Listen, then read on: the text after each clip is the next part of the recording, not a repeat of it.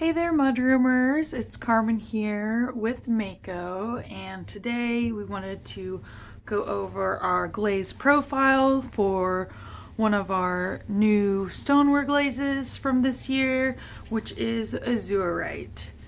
So first I'll kind of go over some basic information on the label and then go into some detail about the performance of this product. So here is our new label.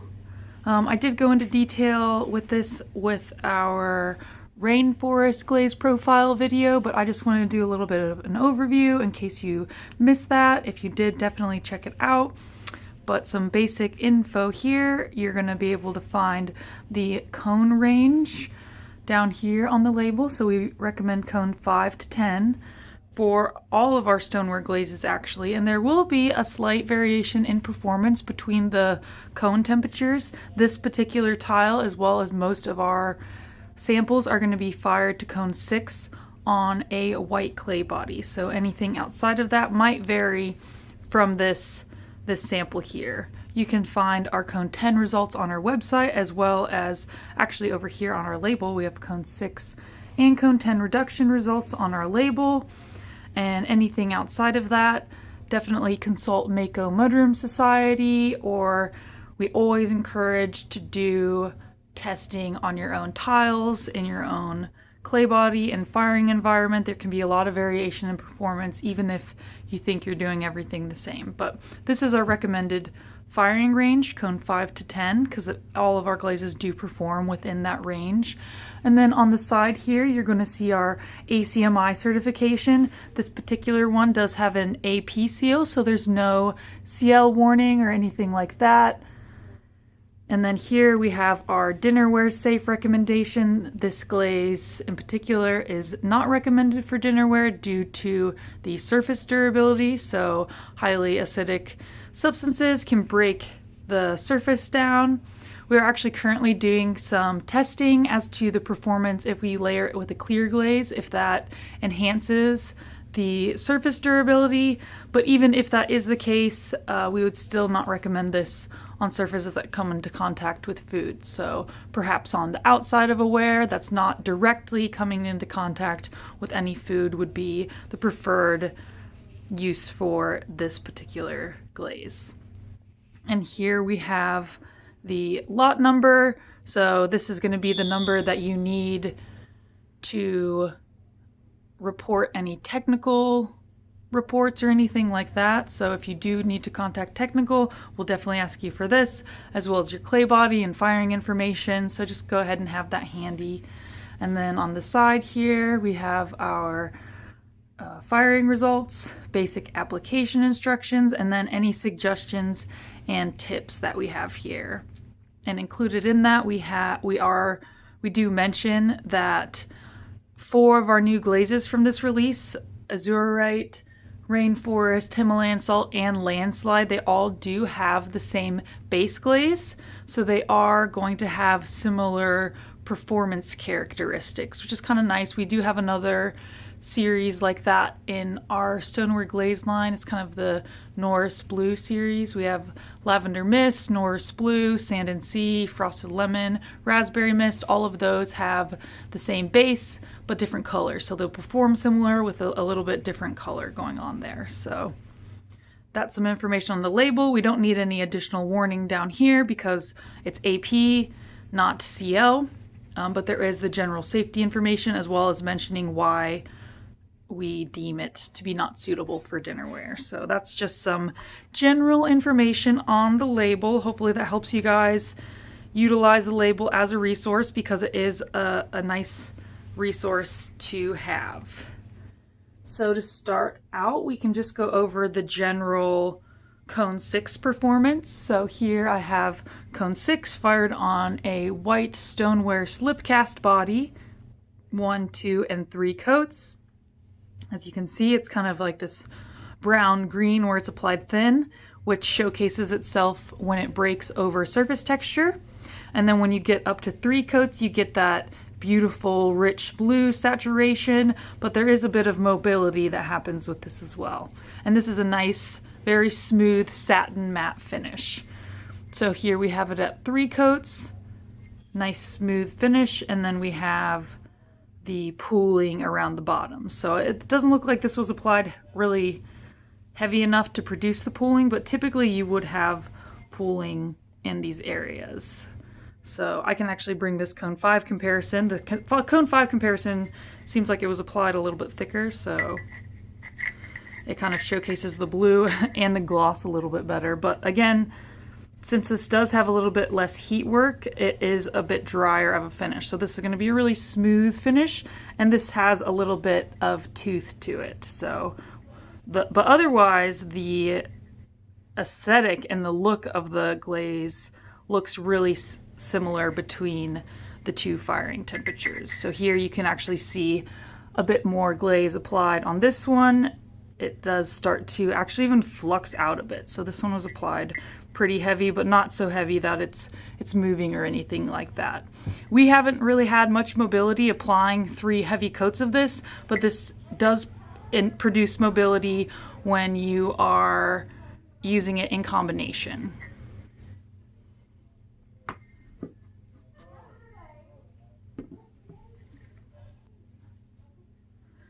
And next we can showcase this glaze with Flux. So as I've done in our previous glaze profiles, we have 2 coats of Flux, underneath 3 coats of Azurite. So here we did 1 coat of Azurite all the way to the bottom, 2 coats about here, and 3 coats about to here. So this is called receding your coats, and this is something that's a really good thing to put into your practice if you are using glazes that are a little bit mobile, so that you can kind of make up for that mobility and still have a really nicely glazed piece. So here I did 2 coats of Flux underneath the Azurite, and we have light Flux here and dark Flux on this side here.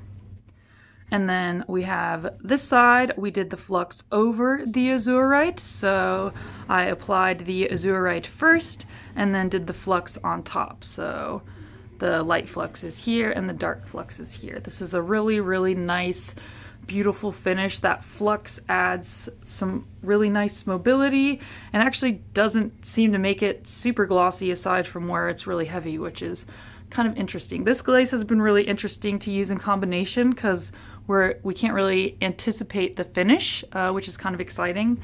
But definitely with that in mind, always be sure to do some tests on your pieces so that you can anticipate what it'll look like. And here we have a beautiful cone 10 reduction result. We have 3 coats on the whole thing, this gorgeous green breaking, and on this particular sample we did have some nice crystal development, which is really, really nice. I actually have another sample here showcasing kind of the variety that can happen in different firings. So here it is another cone 10 reduction firing that doesn't really have as much crystal development, but still that beautiful green color with these nice blue striations. And then on the back here we have Flux over Azurite. So I did 3 coats of Flux, receding the coats just like I did on the cone 6 example, and then did 2 coats of the Flux on top. We have light Flux here and dark Flux here. This sample did showcase the crystal blooming through the Flux, which is just totally gorgeous. I love this bright color variation that happens along with that crystal development.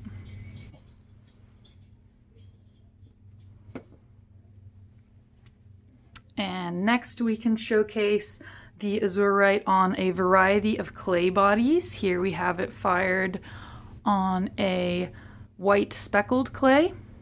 This was fired in a cone 6 kiln with a slow cool. We found that the slow cool was helpful in reducing pinholing that happened. Our initial test did produce pinholing on all 3 of these clay bodies. We found that the slow cool was the most useful in eliminating the pinholes. We did do a couple of tests using a 10-minute hold on a cone 6 firing, but still had a bit of pinholing occur in that instance. So this was the most success that we had using it on a different clay body, or the light speckled clay. And then we have it on this brown speckled clay. Unfortunately, the slow cool did not seem to help any of the pinholing. The hold wasn't helpful with that. I'm hoping to have some tests out of the kiln very soon where we do a different glaze on the inside and outside, and to see if that showcases any bit of a difference, including a slow cool. So we're still testing to try to get this to be really successful on a dark or on a brown speckled clay body, and we'll definitely be sure to link any info that we have in regards to that there. But it could be a really nice texture glaze or something like that. Definitely would not want to use that on dinnerware. This is kind of something that you would think about using a practical consideration, because that is a very undesirable surface. And then here we have it on a dark brown clay body. This clay seems to really absorb the color a lot. Where it's pooled, we do get a little bit of a blue, but really this just kind of produces a nice kind of sheen on a darker clay. This one was fired to cone 6 with a slow cool. It's kind of the same deal as this light speckled clay. The hold did kind of help some of the pinholing, but the most successful was with the slow cool on this particular one. And finally, I would like to go over how this glaze works in combination. So just like Rainforest, Azurite, Himalayan Salt, and Landslide, all of those are going to perform very similar. So this is a really, really nice example showcasing the variation and striations that kind of happen when you're using this in combination. So here we have Azurite over Raspberry Mist. So we do 2 coats of each. Put the Raspberry Mist first and then the Azurite on afterwards. And you can see how the Azurite kind of pools and moves with a lot of variety, so it's not going to be just like one flat color. It adds a lot of movement and some nice variation throughout, and you can see it does add some good movement to this here. And we'll just do a quick go through of a couple combos that I picked out. We do these on flat surfaces, so these tiles are fired totally flat. This kind of makes the glaze kind of pool on the top here. So we utilize these tiles to help choose what colors or what combinations we use for our combo sheets. And this gives us information as to kind of the reaction with the colors, but since this does produce a lot of mobility, there will be some color and performance variation. So if you do really like any of these combos, just know to test it on something vertical if you want to understand what it looks like vertically, because it will look a bit different than it does here. So we have Azurite over Aurora Green.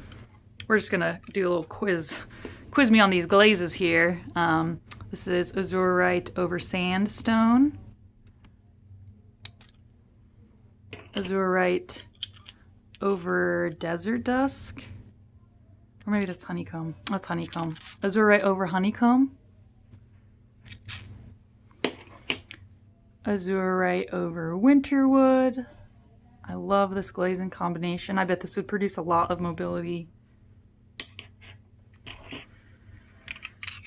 Here we have Azurite over Matte Black. So this is kind of interesting that it fluxes out a little bit. I like this contrast between the matte and the glossy black. Here's the Desert Dusk. I knew it was in there. So here's Azurite over Desert Dusk. I love, again, this crystal development and the contrast with the matte and the gloss. Azurite over Cordovan. Azurite over Copper Float.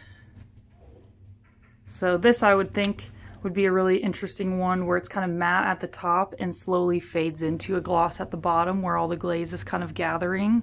Be a nice gradation of a finish. Here's Azurite over Oyster. And then last little pile, we have Azurite over Capri Blue. So this was kind of, yesterday I think I showcased the Capri Blue with Rainforest. So again, this one kind of remains matte. It's really, really nice, consistent finish going on here. This is Azurite over Olive Float. I love this green and this depth that's created here. So I would kind of anticipate on a vertical piece, you'd start getting lines and striations of this bright color with a nice dark background. I think it'd be really, really pretty. Here we have Azurite over matte white. This one stayed matte for the most part. There's a little bit of gloss there, so it could showcase it on a vertical surface. Here we have Azurite over Satin Patina. This one was really stiff. You can kind of see almost there's a texture with it. It's kind of cool. And then here we have Azurite over Abalone. And so this, the Abalone is kind of similar in a sense that it is a matte glaze that pools a nice gloss. So this produces a nice matte finish, but I bet it would be really, really glossy if you had it on really heavy or pooling around any texture. So that's all that I have for Azurite. Definitely be sure to check out our website. It's an amazing resource. We have a searchable combo gallery as well as printable PDFs of all of our combo sheets that we've done so far. We will continue to add combo sheets showcasing our new glazes, so definitely stay tuned for those. We have a searchable distributor page as well on our website, so that's really helpful in finding your closest Mayco distributor to order any glazes from. And as we've been saying previously, keep your eyes peeled for our 2021 Glaze Sample Kit. You'll be able to order it on our website as well as get it from your distributor, where for our US shipments we're doing $10 plus shipping from our website, so definitely check that out. So you can do some testing with these glazes and figure out which one's your favorite, or all of them are your favorite. So thanks so much for tuning in today, guys, and as always, make it Mayco.